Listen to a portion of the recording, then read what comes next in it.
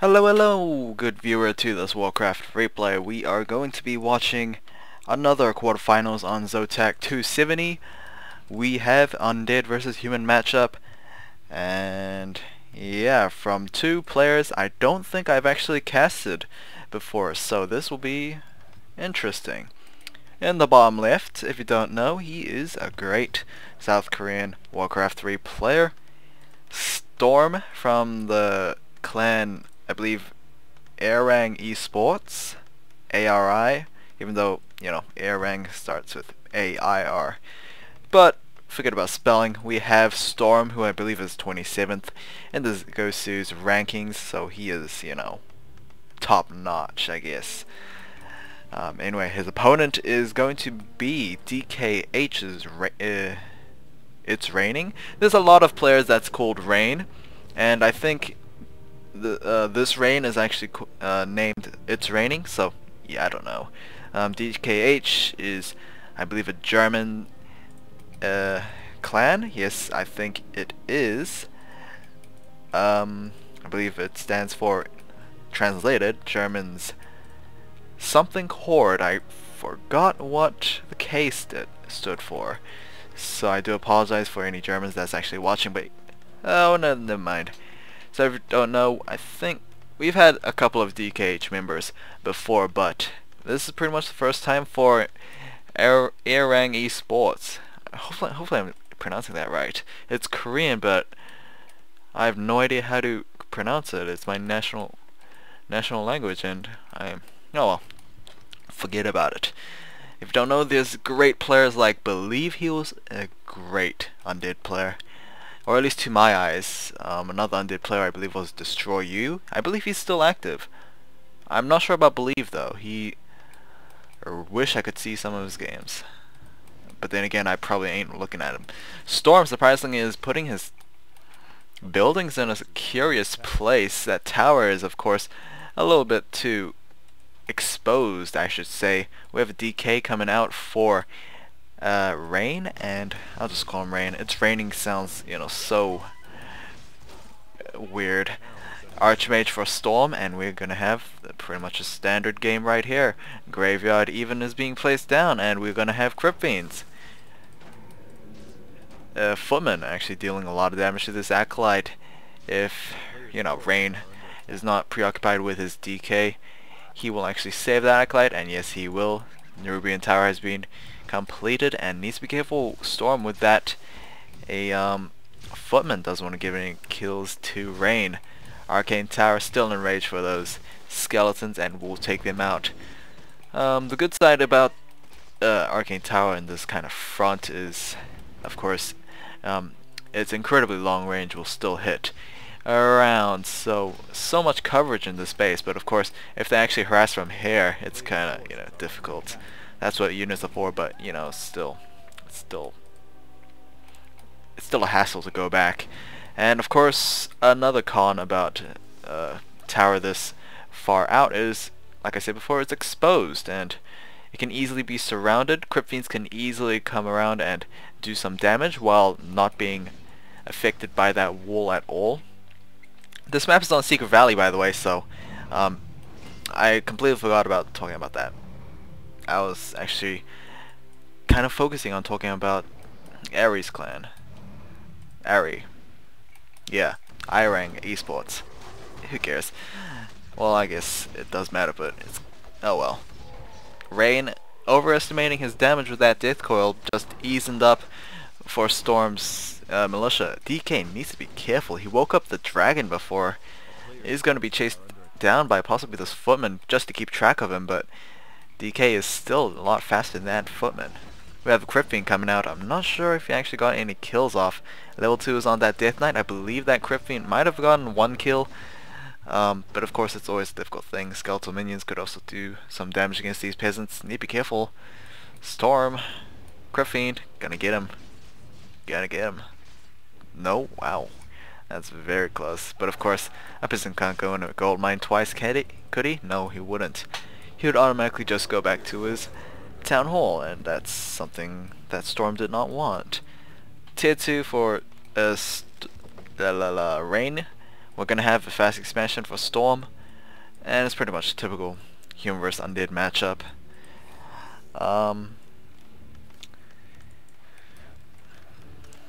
I should actually, since there's not much to say because we all know the typical type of gameplay we see from human and undead, people might be wondering, well, does undead and human always do this kind of thing in any kind of matchup? Because previously we saw undead mirror matchup and they basically did the same thing. Now we see it. Now we see the undead doing the same thing against a human player instead of undead, and it's still the same thing. Like I said, over and over again. Will it ever change? Oh, that was a good question. Or it's not a good question because I asked my own self that. But for those that are wondering, you know, it's pretty much the meta game of Warcraft 3 by now. I mean, if you played League of Legends or something like that, the meta game is very strict. That could be said for the same for Warcraft, but of course there's always some exceptions. For instance, I believe Ted and Sishi, of course, undead players, went Banshees. That was totally unorthodox, or at least from the meta game. And yeah, it's kinda worked, although I guess their opponents weren't exactly evenly matched. But of course you could say someone like the Lordo. Lordo, of course, is keep on trying to get into ZOTAC best of 8. I do wish him luck on future ZOTACs as well. You guys probably should as well. He is a great undead. Undead. He's not undead. He's an orc player. But someone like Lordo, who I guess is classified as an underdog, he does very well against people who have, I guess, made a name for themselves. He does some wacky ass strategies. I mean, his, I guess, initial one was the Troll Witch Doctor, Mass Troll Witch Doctor.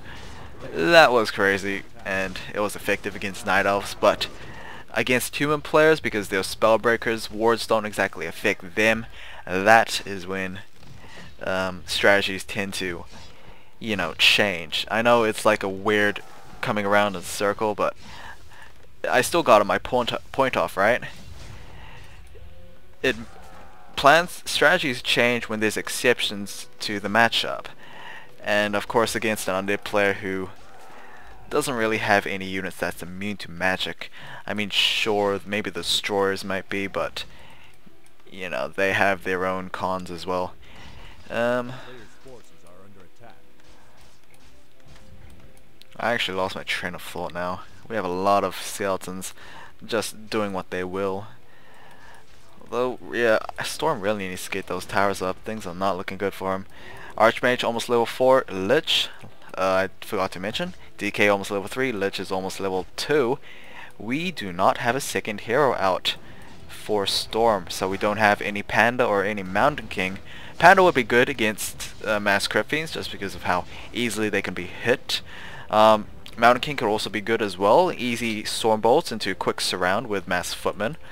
Of course Spellbreakers as well, but it's kind of hard to surround with those guys because they're ranged. Of course Defend is doing very well, but with these statues I think the reflected damage will, you know, just be redundant. And of course Footmen, defense is a chance, basically. It's a percentage chance, a percentage based type of chance to actually use that reflection. And of course if you don't reflect, you get damaged. Oh man, back to the strategy point, because that is actually a good topic I want to talk about. What would the exceptions be for Mass Crypt Fiend destroyers? Well, that is a good question.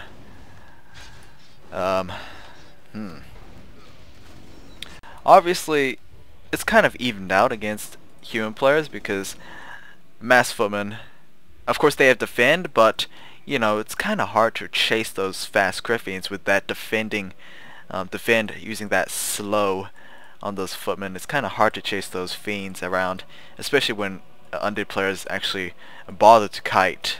That's a deadly thing as well.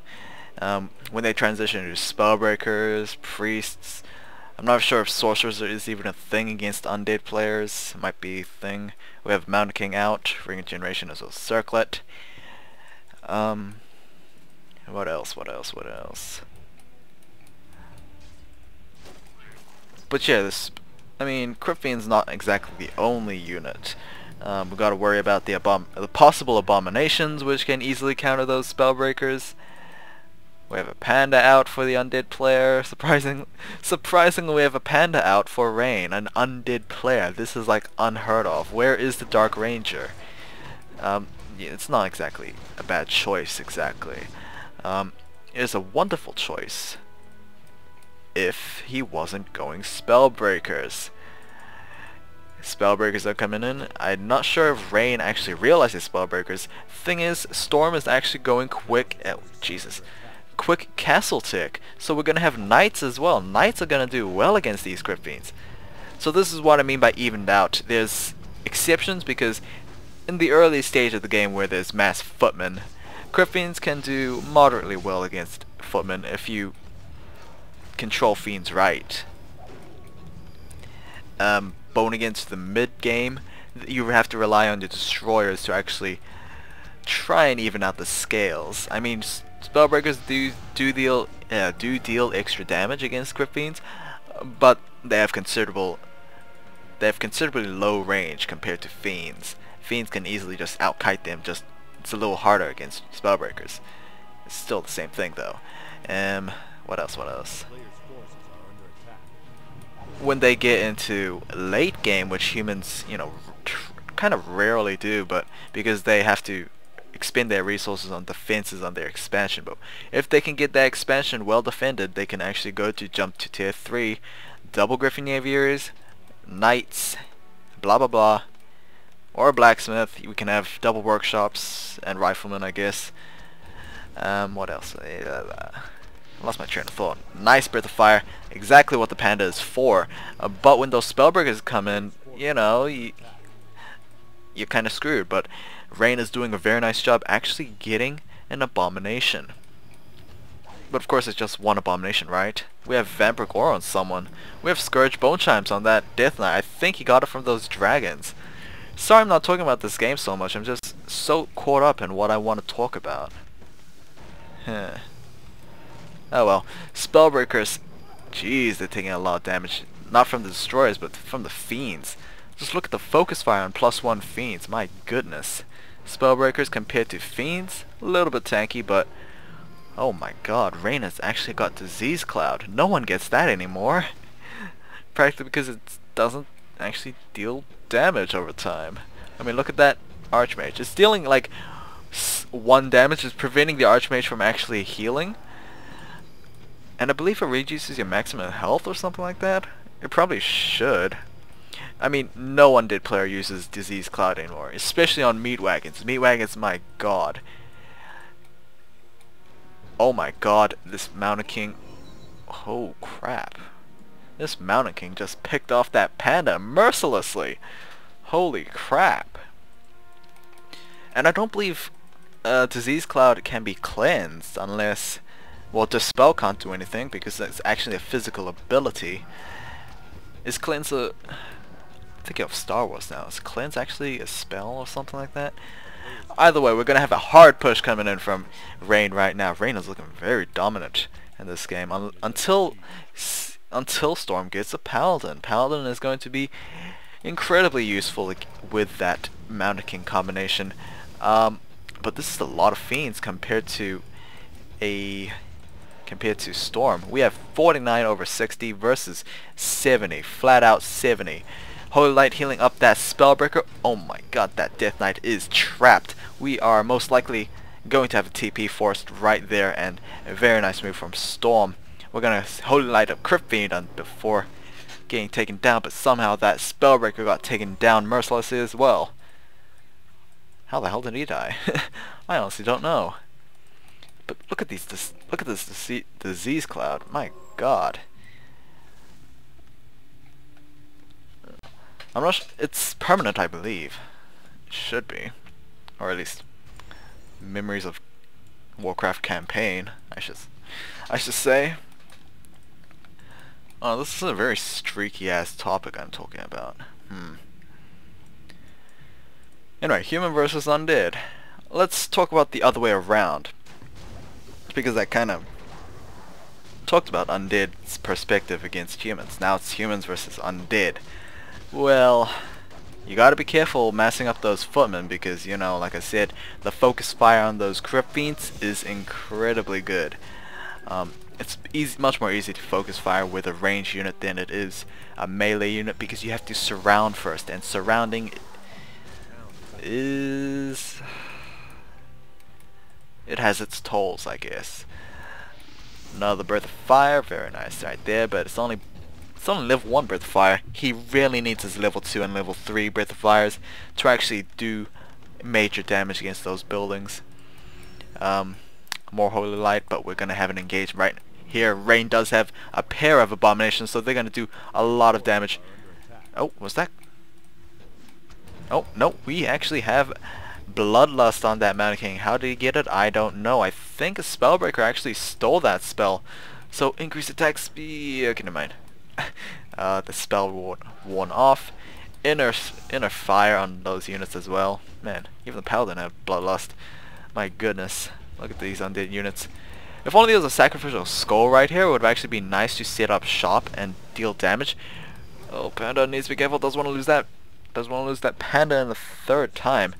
We do have Frost Armor though, so that is a surprising move from Rain. We're gonna have that Abomination being quickly surrounded. Knights dealing damage. Staff of Sanctuary saving that Knight. Holy Light killing off that Abomination, so that's a lot of resources just taken out.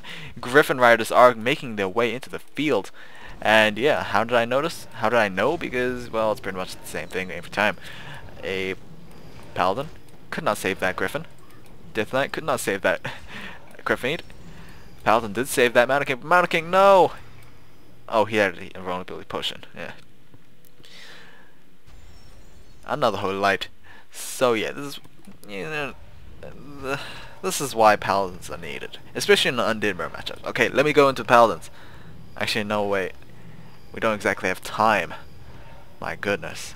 I know this is spoilery, but in all honesty, I don't have enough time. I got like 5 minutes. Anyway, I'll talk about human versus undead in the next game. I'm sorry this video was like full-on strategy talking discussion, but instead of like actual gameplay, but you know, people gotta know this stuff, I guess. But Crypt Fiends is gonna be taken down. Doesn't matter about anyone. DK needs to be careful. He does have a TP scroll, but he only has a few minutes to live, I think. I don't know. Mountain King needs to be careful. Doesn't want to be taken down. He is also dangerously low. I'm not sure if a Staff Sanctuary is actually available. It probably is, but oh, Mountain King needs to be careful. Yeah, Staff Sanctuary right there. Lich has been taken out. Wow, what a big pick off right there. Level 3 Lich has been taken out. Surround could actually be going on the Death Knight. Death Knight needs to run away. He does have 150 health as well as TP scroll. Staff Sanctuary. Wow. What? What? How did that DK get killed?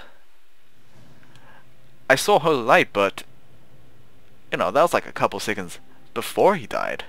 Was that lag or something? I don't know. Holy crap, how did Storm win this game? Storm won!